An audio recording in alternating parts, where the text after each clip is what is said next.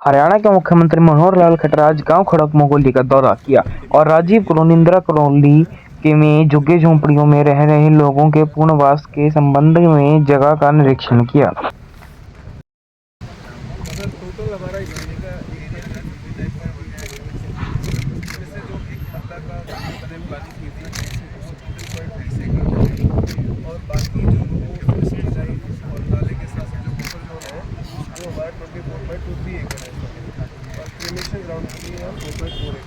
कुला का काफ़ी एरिया अब ऐसा इलीगल एनक्रोचमेंट के अंदर आया हुआ है, जिसके अंदर ये खड़क मोगोली का एरिया है, इसी में राजीव कॉलोनी का, इंदिरा कॉलोनी का भी एरिया इसमें आया हुआ है। वर्षों से इसकी प्लानिंग चल रही है, लेकिन उस प्लानिंग को हम अभी तक सिरे नहीं चढ़ा पाए हैं। लेकिन अब हमने उसको विचार किया कि ये लैंड का जो पीस है 59 एकड़ यहाँ लैंड बनाई गई है, जो हमने सबने देखी है, और इसमें किस प्रकार के उनको रिहेबिलिटेट किया जाए, रिसेटलमेंट सारा सिस्टम उसका बना करके, और HSCP की ज़मीन हमने लगाया है कि उसको कैसे करना है। ये जो लैंड है इस 59 एकड़ में कुछ एरिया जैसे बताया जा रहा है फॉरेस्ट का भी है, कुछ PWD का भी, इसमें कई ऑफिस बने हुए हैं। उन सबसे बात करके, मीटिंग करके इसको ज़मीन को क्लियर करके और फिर इसकी योजना बनाएंगे। और जो स्टेक होल्डर्स हैं, खास करके जो एनक्रोचर्स हैं, इनके साथ भी कोई शर्त तय करके उनको कुछ फैसिलिटेट करना पड़ेगा।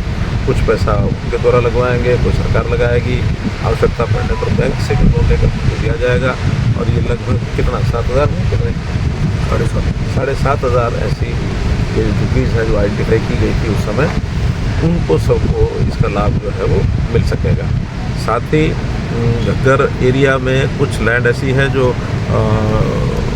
एक्वायर की थी HSCP ने, लेकिन उसका भी उपयोगिता इसलिए नहीं है कि वहाँ बहुत नीचे है, और उसका भी मैंने कहा है कि घर को सेफ करते हुए, सुरक्षित उसका पानी का बहाव करते हुए उस ज़मीन का उपयोग हम कैसे कर सकते हैं, उसकी प्लानिंग के लिए आज मैंने बोला है अपनी मीटिंग करके, और उसकी जानकारी देंगे ताकि ठीक समय के विकास किसी को बाधा ना आए, लेकिन इस विषय को जो वर्षों पेंडिंग है इसको पूरा कर सकते हैं।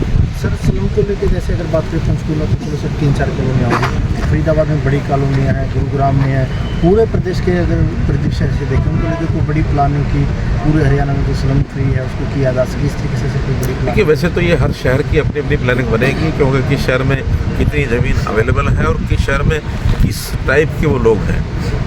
इस प्रकार के जो लोग हैं, एनक्रोचर्स हैं, इसमें भी कई प्रकार के ऐसे लोग होते हैं। कुछ लोग वर्षों से वहाँ बैठे हैं, लेकिन उनकी फाइनेंशियल स्थिति इतनी ज़्यादा कमज़ोर नहीं है कि उनको बिल्कुल हैंड टू माउथ होकर रहना पड़े। कुछ लोग ऐसे हैं कि जिनको थोड़ी सहायता करेंगे तो अच्छी कॉलोनी उसकी बन सकती है। कहीं हम प्लॉटेड का व्यवस्था करेंगे, कहीं हम मल्टी स्टोरी G+3 का विचार भी मन में आता है, वो हम करेंगे।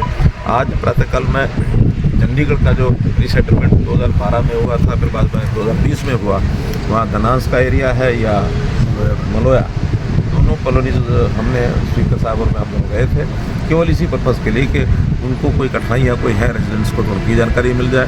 एडमिनिस्ट्रेशन के लोगों से भी अपनी बात की, उसी में से इसका बहुत जल्दी प्लानिंग बनाने के लिए कई मॉडल हैं। इसमें इन सीटू मॉडल भी है और फ्री अलॉटमेंट भी होती है, और बैंक से लोन लेकर के उनको देने के बाद वो भी होती है। ऐसे कई मॉडल हैं, उसमें किसी मॉडल पर काम करके हिसाब से हो सके ऐसा सकता है। किसानों का प्रदर्शन चल रहा है सर, नया फार्मूला सुझाया है कल मीटिंग में 3 फसलों को MSP, क्या बात बन पाएगी इससे? जितना आपने सुना उतना ही मैंने सुना, क्योंकि उस मीटिंग में मैं तो उसमें उपस्थित नहीं था। लेकिन अच्छा है, किसी एक बात के ऊपर अगर सहमति बनती है और एक दूसरे के नज़दीक आते हैं। अभी तो 2 दिन का समय लिया है, किसानों ने भी, उनके संगठनों ने भी कहा कि इस नए विचार के ऊपर हमको सोचने का समय दिया जाए। सरकार ने भी जो भी उसके जितने भी फॉल आउट है उससे पूरा करना होगा, ताकि कोई ना कोई रास्ता निकल करके किसानों को भी संतुष्ट हों और सरकार के ऊपर भी कोई न पड़े। यानी एक विन-विन सिचुएशन कैसे बन सकती है उसका विचार करके फाइनल। सर, 3 दिन बाद आप बजट पेश करेंगे, तो बजट पेश करते हुए आप हमेशा अंत्योदय की बात करते हैं। जैसे वो गरीब आदमी है तो वो कितनी उम्मीद करें बतौर वित्त मंत्री आपसे?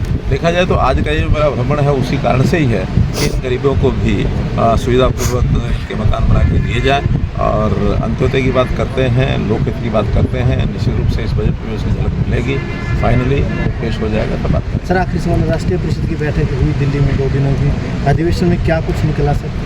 देखिए, क्योंकि चुनाव से पूर्व की राष्ट्रीय परिषद की बैठक थी, तो मुख्य रूप से आगामी लोकसभा चुनाव उसी पर फोकस था।